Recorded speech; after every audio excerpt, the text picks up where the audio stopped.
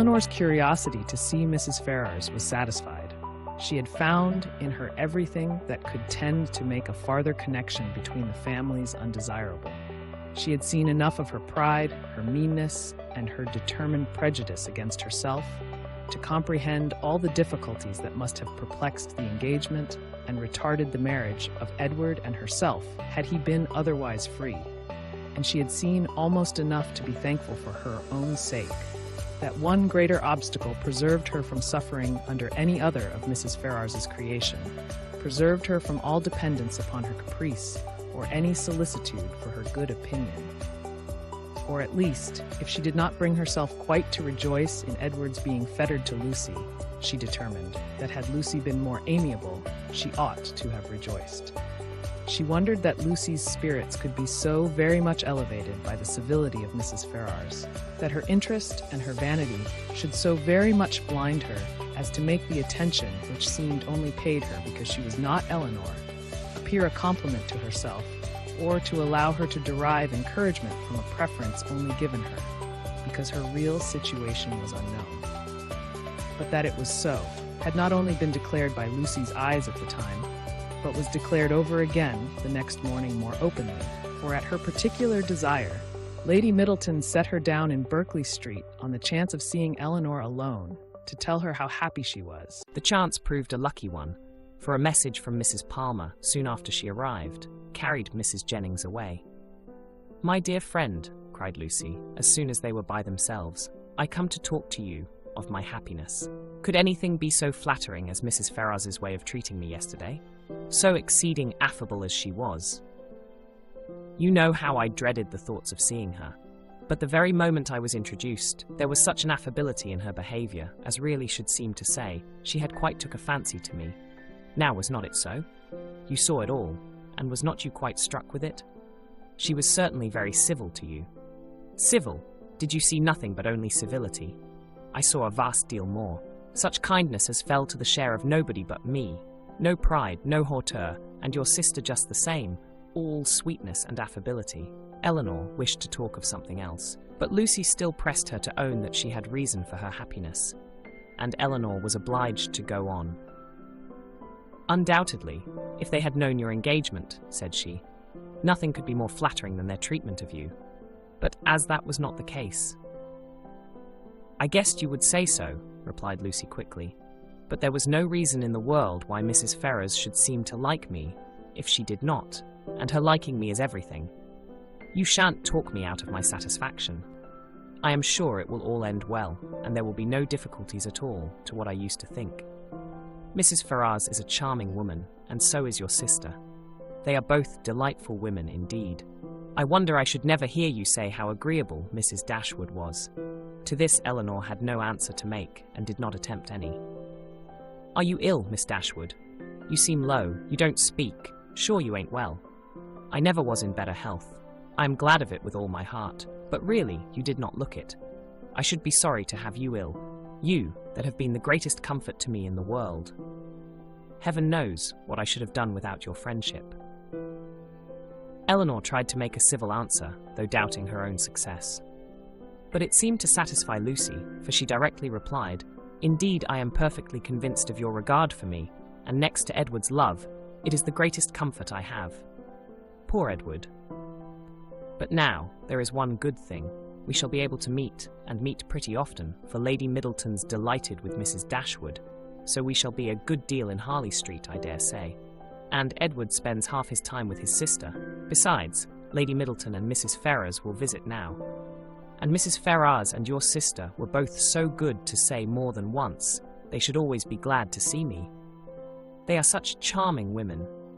I am sure, if ever you tell your sister what I think of her, you cannot speak too high." But Eleanor would not give her any encouragement to hope that she should tell her sister. Lucy continued, "I am sure I should have seen it in a moment, if Mrs. Ferrars had took a dislike to me. If she had only made me a formal courtesy, for instance, without saying a word, and never after had took any notice of me, and never looked at me in a pleasant way. You know what I mean. If I had been treated in that forbidding sort of way, I should have gave it all up in despair. I could not have stood it, for where she does dislike, I know it is most violent, Eleanor was prevented from making any reply to this civil triumph by the doors being thrown open, the servants announcing Mr. Ferrars, and Edward's immediately walking in. It was a very awkward moment, and the countenance of each showed that it was so. They all looked exceedingly foolish, and Edward seemed to have as great an inclination to walk out of the room again as to advance farther into it. The very circumstance, in its unpleasantest form, which they would each have been most anxious to avoid, had fallen on them. They were not only all three together, but were together without the relief of any other person.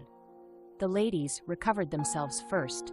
It was not Lucy's business to put herself forward, and the appearance of secrecy must still be kept up.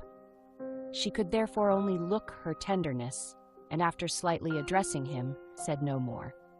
But Eleanor had more to do, and so anxious was she, for his sake and her own, to do it well, that she forced herself, after a moment's recollection, to welcome him with a look and manner that were almost easy and almost open. And another struggle, another effort still improved them.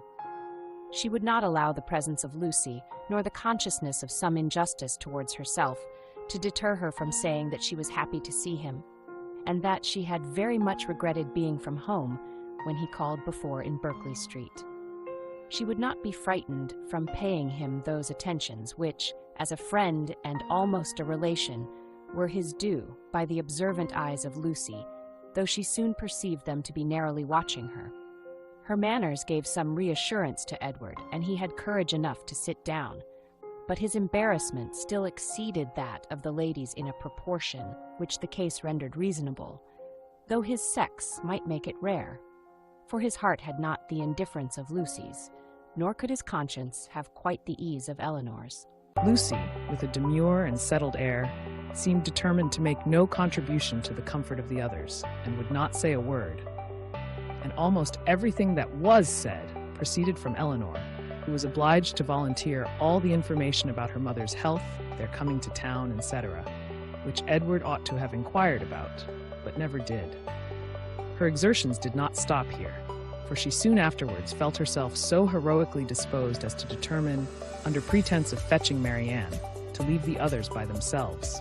And she really did it, and that in the handsomest manner, for she loitered away several minutes on the landing place with the most high-minded fortitude before she went to her sister. When that was once done, however, it was time for the raptures of Edward to cease, for Marianne's joy hurried her into the drawing-room immediately. Her pleasure in seeing him was like every other of her feelings, strong in itself and strongly spoken. She met him with a hand that would be taken and a voice that expressed the affection of a sister. "Dear Edward," she cried, "this is a moment of great happiness. 'Tis would almost make amends for everything." Edward tried to return her kindness as it deserved, but before such witnesses he dared not say half what he really felt. Again they all sat down, and for a moment or two all were silent, while Marianne was looking with the most speaking tenderness, sometimes at Edward and sometimes at Eleanor, regretting only that their delight in each other should be checked by Lucy's unwelcome presence. Edward was the first to speak, and it was to notice Marianne's altered looks and express his fear of her not finding London agree with her. "Oh, don't think of me," she replied with spirited earnestness, though her eyes were filled with tears as she spoke. "Don't think of my health. Eleanor is well, you see. That must be enough for us both." This remark was not calculated to make Edward or Eleanor more easy, nor to conciliate the goodwill of Lucy, who looked up at Marianne with no very benignant expression. "Do you like London?" said Edward, willing to say anything that might introduce another subject. "Not at all. I expected much pleasure in it, but I have found none. The sight of you, Edward, is the only comfort it has afforded, and thank heaven, you are what you always were." She paused. No one spoke. "I think, Eleanor," she presently added, "we must employ Edward to take care of us in our return to Barton. In a week or two, I suppose, we shall be going, and I trust Edward will not be very unwilling to accept the charge." Poor Edward muttered something, but what it was, nobody knew, not even himself. But Marianne, who saw his agitation, and could easily trace it to whatever cause best pleased herself, was perfectly satisfied, and soon talked of something else. "We spent such a day, Edward, in Harley Street yesterday. so dull, so wretchedly dull. But I have much to say to you on that head, which cannot be said now. And with this admirable discretion did she defer the assurance of her finding their mutual relatives more disagreeable than ever, and of her being particularly disgusted with his mother, till they were more in private. But why were you not there, Edward? Why did you not come? I was engaged elsewhere. Engaged? But what was that, when such friends were to be met? Perhaps, Miss Marianne, cried Lucy, eager to take some revenge on her, you think young men never stand upon engagements if they have no mind to keep them, little as well as great. Eleanor was very angry, but Marianne seemed entirely insensible of the sting, for she calmly replied, Not so indeed, for seriously speaking, I am very sure that conscience only kept Edward from Harley Street, and I really believe he has the most delicate conscience in the world, the most scrupulous in performing every engagement, however minute and however it may make against his interest or pleasure. He is the most fearful of giving pain, of wounding expectation, and the most incapable of being selfish of anybody I ever saw. Edward, it is so, and I will say it. What, are you never to hear yourself praised? 10, you must be no friend of mine, for those who will accept of my love and esteem must submit to my open commendation. The nature of her commendation, in the present case, however, happened to be particularly ill-suited to the feelings of 2/3 of her auditors, and was so very unexhilarating to Edward that he very soon got up to go away. "Going so soon," said Marianne, "my dear Edward, this must not be," and drawing him a little aside, she whispered her persuasion that Lucy could not stay much longer. But even this encouragement failed, for he would go, and Lucy, who would have outstayed him had his visit lasted 2 hours, soon afterwards went away. "What can bring her here so often?" said Marianne, on her leaving them. "Could not she see that we wanted her gone? How teasing to Edward! Why so? We were all his friends, and Lucy has been the longest known to him of any. It is but natural that he should like to see her as well as ourselves." Marianne looked at her steadily and said, "You know, Eleanor, that this is a kind of talking which I cannot bear. If you only hope to have your assertion contradicted, as I must suppose to be the case, you ought to recollect that I am the last person in the world to do it. I cannot descend to be tricked out of assurances that are not really wanted." She then left the room, and Eleanor dared not follow her to say more. For bound as she was by her promise of secrecy to Lucy, she could give no information that would convince Marianne, and painful as the consequences of her still continuing in an error might be, she was obliged to submit to it. All that she could hope was that Edward would not often expose her or himself to the distress of hearing Marianne's mistaken warmth, nor to the repetition of any other part of the pain that had attended their recent meeting, and this she had every reason to expect.